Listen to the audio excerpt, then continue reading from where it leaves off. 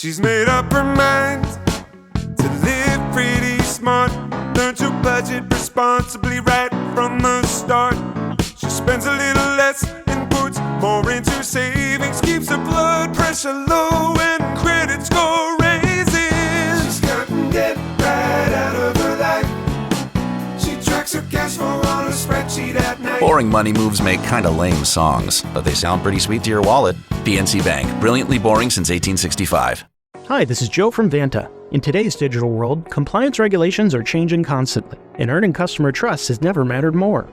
Vanta helps companies get compliant fast and stay secure with the most advanced AI, automation, and continuous monitoring out there. So whether you're a startup going for your first SOC 2 or ISO 27001, or a growing enterprise managing vendor risk, Vanta makes it quick, easy, and scalable. And I'm not just saying that because I work here. Get started at vanta.com.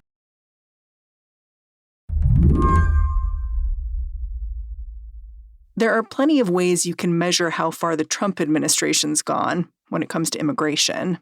You can add up the executive orders that are remaking Homeland Security, or scroll through video after video of ICE agents shoving people into cars.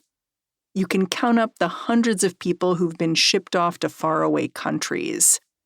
But I called up reporter Mark Betancourt because he's been uncovering a story that's harder to see. And it revolves around a single person. So she's from Ethiopia. She basically accidentally witnessed the Ethiopian military executing a group of people and was imprisoned. They basically arrested her, took her to a detention center, and tortured her for more than a week. We're going to keep this woman anonymous, but you can understand why she fled Ethiopia, right? She felt threatened by her own government. Where is she now? She's in a detention center outside San Diego called Otay Mesa. She's basically in ICE custody awaiting deportation back to Ethiopia. This woman arrived in the U.S. this spring. She'd spent weeks flying from one country to another before landing in Mexico. By the time she swam across the Rio Grande, she did not even have a passport. So she immediately went to look for the Border Patrol, found Border Patrol agents to ask them for help. So she essentially turned herself in. What did she expect to find when she talked to someone? Did she expect, okay, I can plead my case here? I think so. I think her understanding was that you can apply for asylum in the United States, and that is what she intended to do. Of course, President Trump had shut down asylum for most people after he took office. But this woman had a final path to try. She could tell the U.S. government that her home country was going to torture her if she returned. The U.S. is a signatory of the UN Convention Against Torture. It's required to interview people making these kinds of claims. It's basically the only part of the immigration system that allows people to seek refuge here, having arrived at the southern border at this point, is the Convention Against Torture. How did her interview go? It didn't go very well. She was handed a 2-page document after the interview. I think it was either the same day or the day after, that basically just had a couple of boxes checked. One said that her story was credible, basically that there was no reason to believe that she wasn't telling the truth. But the other box said that she basically did not establish that she was more likely than not to be tortured if she returned. There was no explanation of that. There was no explanation of how the asylum officer arrived at that, and it was the only paperwork she got. I know it's easy to become numb to the stories about deportations in this country. But I have to say, I struggle with this one. When I think about that poem that's carved into a plaque on the Statue of Liberty, the one that talks about huddled masses yearning to breathe free, this is the kind of person I think about, someone who really needs help. And lawyers are beginning to think there are a lot more people like her. In this particular case, this is somebody who's done nothing wrong. She hasn't been accused of doing anything wrong. No one's saying she's done anything wrong other than trying to enter the country and ask for help. So the reason these laws exist is to protect people who are fleeing terrible situations. And if she fits that description, our laws say that she should be allowed to at least make her case before a judge. I think you're saying the law is being rolled back, but no one's really noticing? Right. That is being litigated in court. It is definitely something that a few different court cases are making exactly that argument. Today on the show, the newest way the U.S. is shutting the door on immigrants, including the world's most vulnerable. I'm Mary Harris. You're listening to What Next? Stick around.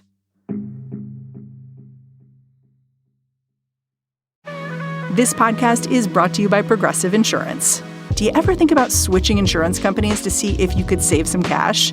Progressive makes it easy.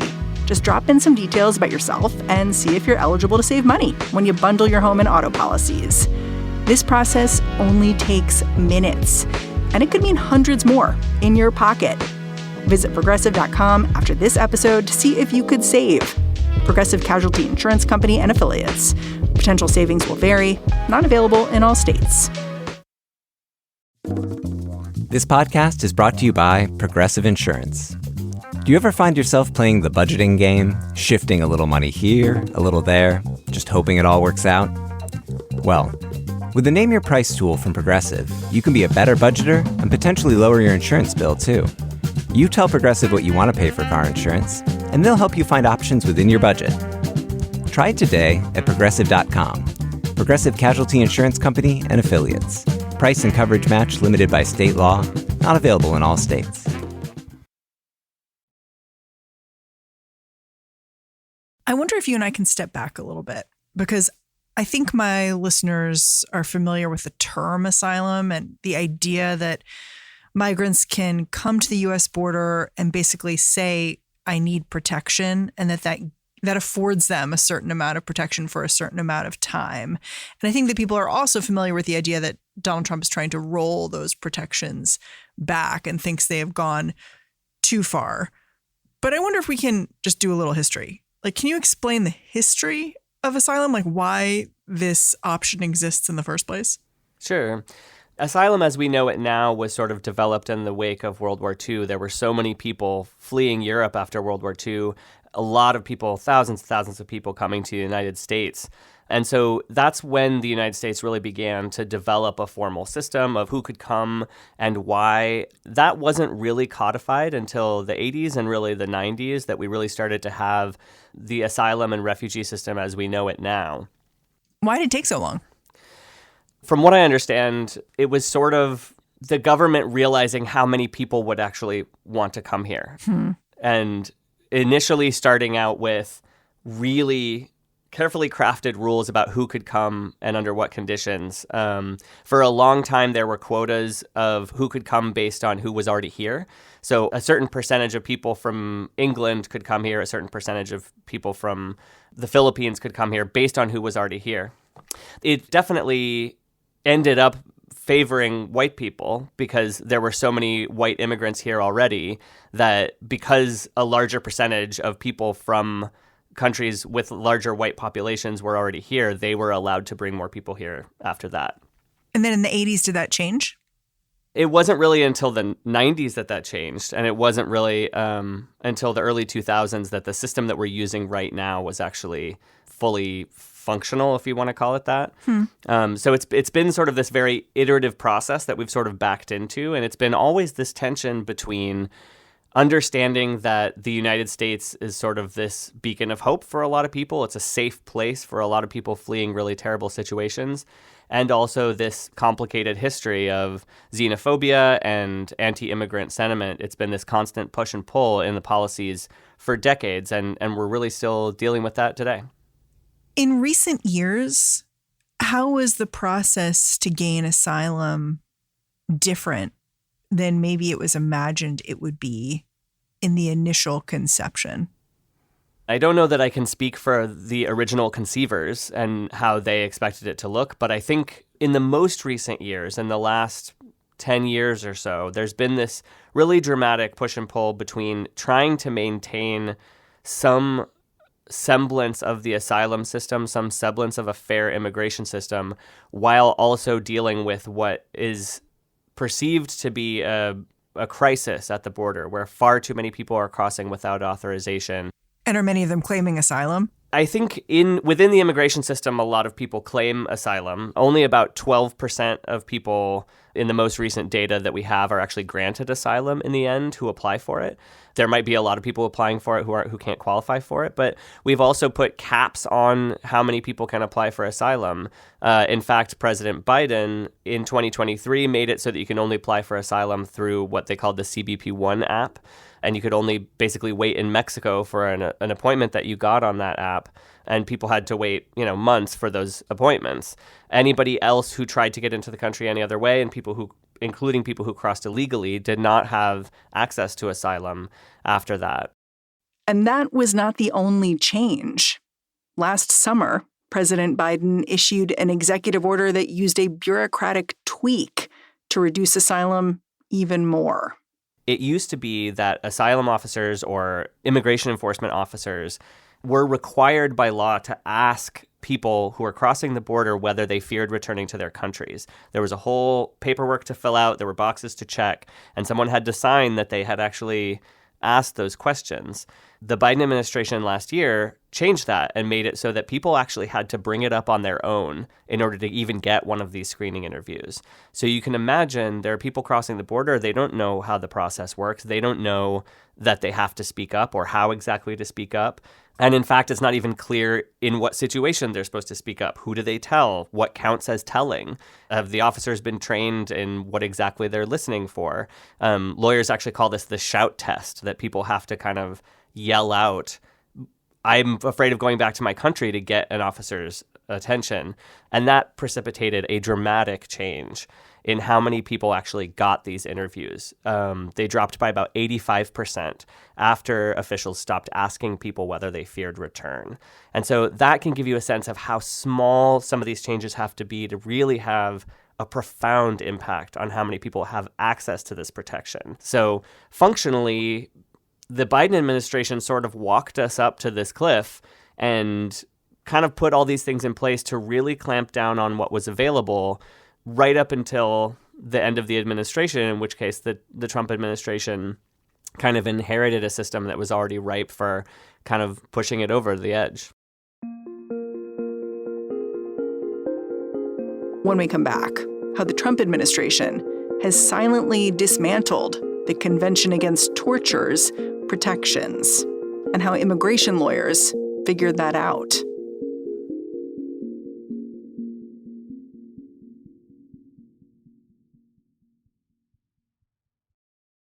This episode is brought to you by LifeLock. Between two-factor authentication, strong passwords, and a VPN, you try to be in control of how your info is protected. But many other places also have it, and they might not be as careful. That's why LifeLock monitors hundreds of millions of data points a second for threats. If your identity is stolen, they'll fix it, guaranteed, or your money back. Save up to 40% your first year. Visit LifeLock.com/podcast for 40% off. Terms apply. On the latest episode of Hit Parade. By the time Nirvana released this hit in 1993, alternative rock was alternative in name only. The band's mainstream success opened the door for other underground artists and for watered-down imitators who would dominate the decade. Join me, Chris Melanphy, for a look at the rise of alternative rock in the 1990s. Follow Hit Parade wherever you get your podcasts.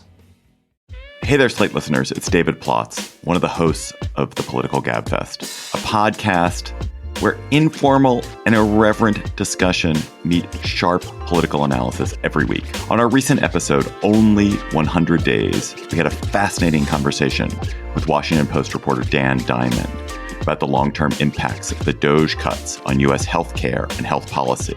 What DOGE has done in terms of cutting programs and people, that has immediate consequences and also long-term risk that's getting baked into the system that I don't think anyone saw coming. One of those risks is to food safety. They say that they're protecting the food inspectors, but they have cut around those inspectors. Inevitably, there are going to be fewer food safety inspections because there's a smaller apparatus to do it. Join me, along with CBS News' John Dickerson and Emily Bazelon from the New York Times, every week to stay on top of the news without getting bogged down. Listen to the Political Gabfest, where you can come for the debate and stay for the cocktail chatter. That's Political Gabfest, wherever you get your podcasts. So that brings us to Trump's second term. In the first days of his second term, he signed an executive order that claimed to stop asylum seeking at the border. But even after that executive order was signed, there's still this narrow pathway, right? For people who really, really need asylum, who are claiming that their government is going to harm them if they return. Right. And I will say it doesn't qualify as asylum. So asylum is basically what they call a discretionary benefit that is provided by the United States government, essentially when it can. It's somewhat flexible who gets it and when and how many people can get it. The Convention Against Torture, and actually a third option called withholding of removal, which is like asylum but a little bit more restrictive and doesn't come with as many benefits, are enshrined in international law.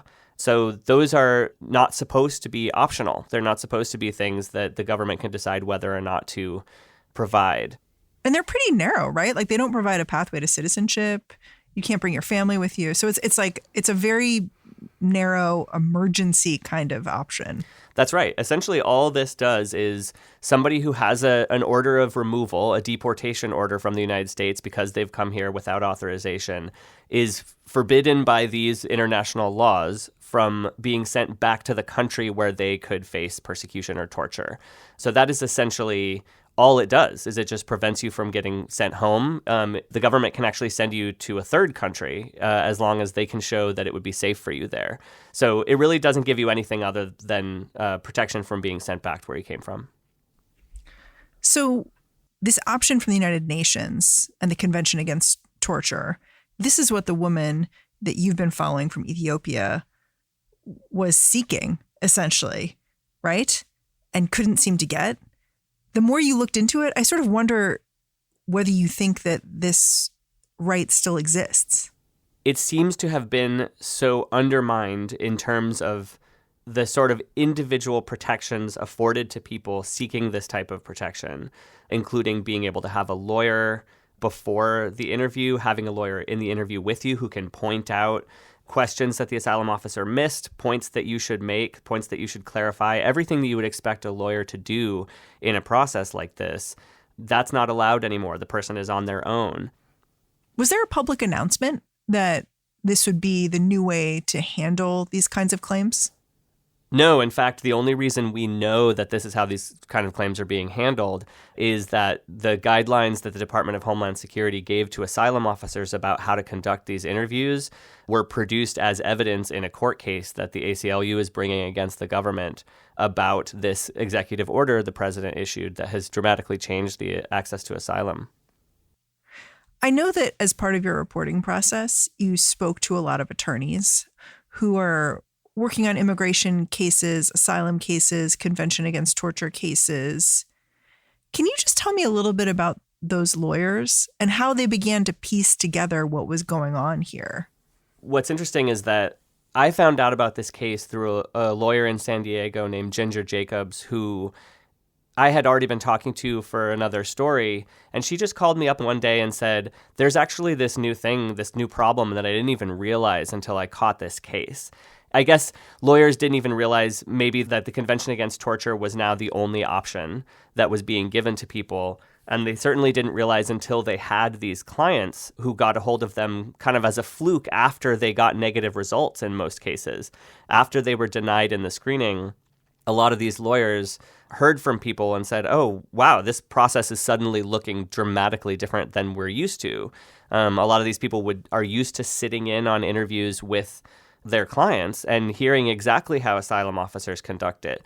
So when they're hearing that these interviews that used to last as much as a few hours now only last a few minutes in some cases, they're really realizing that this whole process has sort of dramatically changed. So several of the attorneys I talked to get on a weekly phone call with each other just to compare notes about their cases and to kind of piece together what the government is doing because the government is so locked down and opaque about this process. It used to be that even if you were denied at this interview stage as an asylum seeker, you would get a packet, basically a decision packet of paperwork that kind of give you a sense of what the decision was based on, including detailed notes that the asylum officer took during the interview.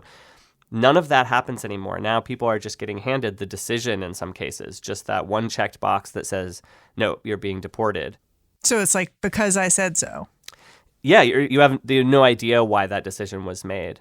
The lawyers are all being told the same thing, which is this sort of like very heavily lawyered couple of sentences that they're all receiving in response anytime they ask for documents, which is essentially this person did not get an interview, which could mean they didn't get the interview as it used to be, and we don't have any documents to serve on your office at this time, which could mean we don't have the documents. It could also mean we're not going to give the documents to you. So it's a very carefully worded, sort of extremely obfuscating statement that has really confused lawyers and made it unclear what even the rules are. But it also makes it seem like a plan. If you're getting consistent language again and again, you realize like, oh, this is the new way of operating. It's just that no one told me we were changing the rules until we were already playing the game. That's right. And they're not telling you the rules now. Huh. I know you've compared what's happening now to what happened in the first Trump administration with family separation. And I'm wondering if you can explain why, because many of my listeners may have a memory of just suddenly understanding what was going on with family separation. But I think you have a deeper recollection of how we actually learned what was going on at the border. Yeah, and I'll say I wasn't reporting on immigration during that time, but in learning about it in retrospect, I realized that that process of separating families at the border had actually started as much as a year before people started to really hear about it in the press.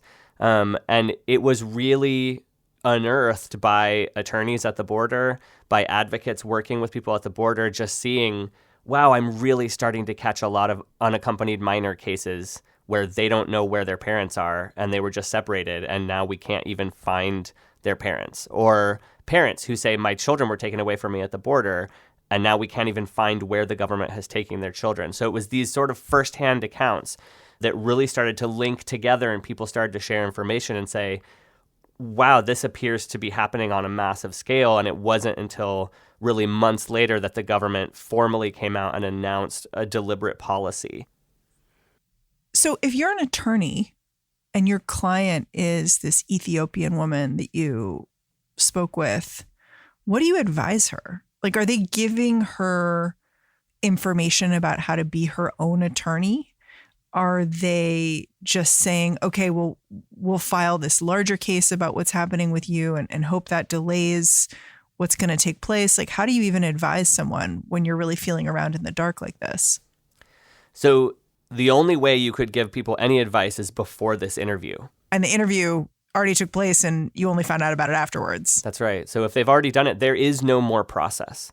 So there's nothing to advise them on. Their agency is now completed. They have nothing left that they can do. You as their lawyer have nothing left that you can do. You, in fact, can't even get any information. This woman from Ethiopia requested her own documents related to her own interview and her negative screening outcome.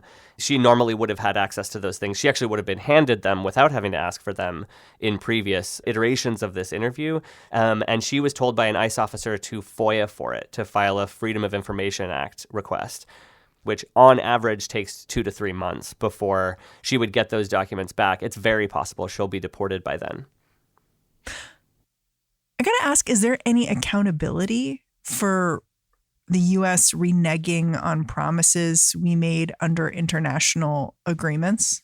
Like, the picture I have is like a tunnel, right? And gradually it's getting like narrower and narrower. And it seems like it's actually maybe totally blocked off now. And it seems like under international agreements, that shouldn't be the case. So I don't know if there's any accountability for the United States when we make a decision like that unilaterally, it seems. That's a good question. I mean, the first challenge is for everyone to understand that it's happening and the extent to which it's happening, which that alone is a tall order in this case because it's so complicated and so well hidden, and the government is sharing so little information about it. But assuming that it does become common knowledge at some point, I don't know to what extent the international community could do anything other than complain about it. I mean, I'm not an expert on foreign affairs, but my understanding is there are lots of sort of questionably upheld elements of international law across the board for many different countries. And yeah, I mean, I don't know what they would do to us, honestly, that anybody would care about. I know you spoke with family of the Ethiopian woman you've been following who are in the U.S. already, a cousin. What did those people say about what's been happening inside their family and what they think? I guess I imagine they're surprised by how their cousin is being treated by the immigration system. Yeah, so this woman's cousin lives in California and has been a U.S. citizen for a couple of decades. He considers the United States his country, and he was really surprised that she wasn't allowed to make her case before a judge. He was really surprised that she hasn't been afforded protection. He believes that that is a fundamental part of why this country exists. He told me it's a safe country, it's a free country. He said it's the greatest country in the world. And he asked, how could we send her to die back there? And he really does think she will die if she returns to Ethiopia. Yeah, so does she. She said she would rather die here in detention than go back to Ethiopia to die there. I was struck when I was getting ready for this interview. I saw this picture online of a German refugee from back in the 30s, this guy, Otto Richter. He had fled Nazi Germany in the lead up to World War II. He wanted to be a refugee here. He's walking to his deportation hearing wearing a giant sign that says, "Shoot me," because he doesn't want to return to Germany. And it resonated, obviously, for all the reasons you're talking about. Like, this woman fears for her life. This person feared for their life. But also it resonated because of the differences between her case and his. He spent years trying to stay in the U.S., and he was so public about his fight the whole time, like literally marching down a street wearing a sign next to his wife, also wearing a sign. He did a hunger strike while he was incarcerated. All these things to kind of gain attention. And it made me wonder about the attorneys that you're talking to and whether at this point they're thinking beyond lawyer stuff about cases like this in terms of how to help their clients. Because the woman you've spoken to, she wants to be anonymous. I totally understand why. I just don't know if that's a luxury she can afford or any of these people can afford at this point if they want to stay in the country. Yeah, I will say that the lawyers in this woman's case, they've asked ICE for what's called an administrative stay, which is where you just sort of ask ICE to use their discretion to not deport someone for the time being while some other process plays out. So actually, they're waiting for one of these court cases challenging this process to resolve. They're hoping that the ICE will wait until then. They've also asked that she be released from detention based on her medical condition so that she can get proper medical care while she waits for deportation or whatever else could happen to her. So they are able to advocate for her in that sense. But they told me that they also understood that maybe getting her story out there was her best bet. Yeah. I know that some attorneys in these immigration cases, they've actively debated like the value of publicizing their clients' names and circumstances because there's this risk-reward matrix to consider where the publicity can help your client or hurt your client, and you really won't know until it's over. Yeah, you said it. I mean, I think the risk is that you can try to put as much about her out there as possible, and if she gets deported anyway, it puts her at risk. And so the question is, is the public going to care enough about her individual case? Is there going to be enough exposure of her individual case to actually change the outcome? If not, everything you say about her puts her in danger.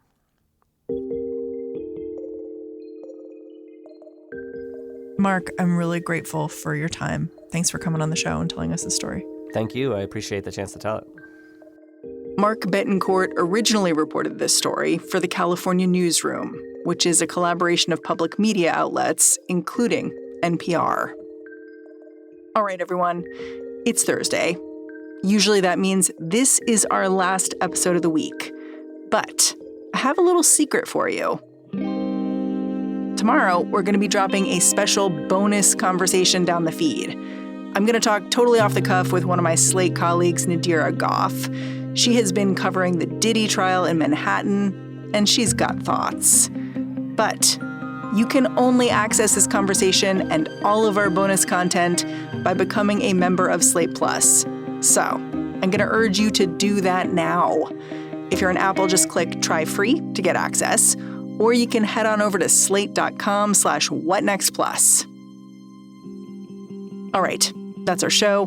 What Next is produced by Paige Osburn, Elena Schwartz, Isabel, Angell, Rob Gunther, Anna Phillips, Ethan Oberman, and Madeline Ducharme.